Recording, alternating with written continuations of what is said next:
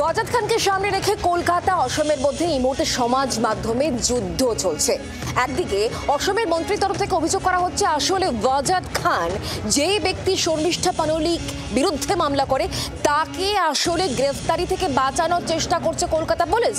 যদিও কলকাতা পুলিশ এই দাবি একেবারে নস্যাৎ করেছে, তবে এই দুই তরজার মধ্যে ওয়াজাদ খান কিন্তু এখনো অধরা।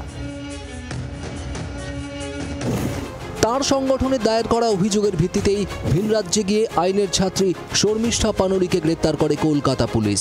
ধর্মীয় ভাবাবেগে আঘাতের অভিযোগে কলকাতার রশিদি ফাউন্ডেশনের সাধারণ সম্পাদক ওয়াজাহাত খানও এবার কাঠগড়ায়। ইতিমধ্যেই কলকাতার পাশাপাশি দিল্লি, মুম্বাই ও অসমে তার বিরুদ্ধে অভিযোগ দায়ের হয়েছে। ওয়াজাহাতের খোঁজে বুধবারই কলকাতায় এসেছে অসম পুলিশের একটি দল, কিন্তু এখনো খোঁজ মেলেনি গার্ডেন রিচের বাসিন্দা ওয়াজাহাতের। এরই মধ্যে ওয়াজাহাত খানকে নিয়ে বাংলা ও অসমের মধ্যে সোশ্যাল যুদ্ধ শুরু হয়ে গিয়েছে।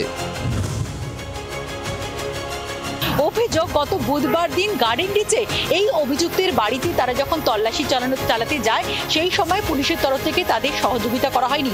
অসম পুলিশের অভিযোগ যে তাদেরকে গাড়ি দেওয়া হচ্ছে না, পর্যাপ্ত পুলিশ দেওয়া হচ্ছে না, পুলিশের এসকর্ট দেওয়া হচ্ছে না, এমনকি মহিলা পুলিশও দেওয়া হচ্ছে না। শুক্রবার অসমের বিজেপি সরকারের মন্ত্রী অশোক সিংঘল এক্স হ্যান্ডেলে পোস্ট করে অভিযোগ করেন, খবর পাওয়া যাচ্ছে মমতা বন্দ্যোপাধ্যায়ের সরকার ওয়াজাহাত খানকে গ্রেপ্তারির হাত থেকে বাঁচাতে স্থানীয় পুলিশের উপর চাপ দিচ্ছে। অসম পুলিশের সঙ্গে সহযোগিতাও করা হচ্ছে না। সংখ্যালঘু ভোটারদের খুশি করার জন্য এভাবেই মা কামাখ্যার ভক্তদের সঙ্গে বিশ্বাসঘাতকতা করছেন মমতা বন্দ্যোপাধ্যায়। সময় নষ্ট না করে পাল্টা জবাব দিয়েছে কলকাতা পুলিশও। এদিন এক্স হ্যান্ডেলে ডিসিপি পোর্ট লেখেন, অসম পুলিশের সঙ্গে অসহযোগিতার যে বিভ্রান্তিকর দাবি করা হচ্ছে কলকাতা পুলিশ তার তীব্র নিন্দা করছে। তদন্তের কাজে অসম পুলিশের একটি দল গার্ডেন রিচ থানার সঙ্গে যোগাযোগ করেছে। ওয়াজাহাতের খোঁজে এদিন ফের গার্ডেন রিচে যায় অসম পুলিশ। অভিযোগ, সেই সময় স্থানীয়দের বাধায় তারা ফিরে আসতে বাধ্য হন।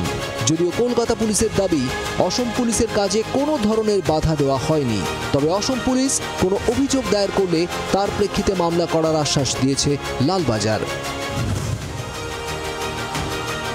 বৃহস্পতিবারই হাইকোর্ট থেকে শর্ত সাপেক্ষে জামিন পেয়েছেন।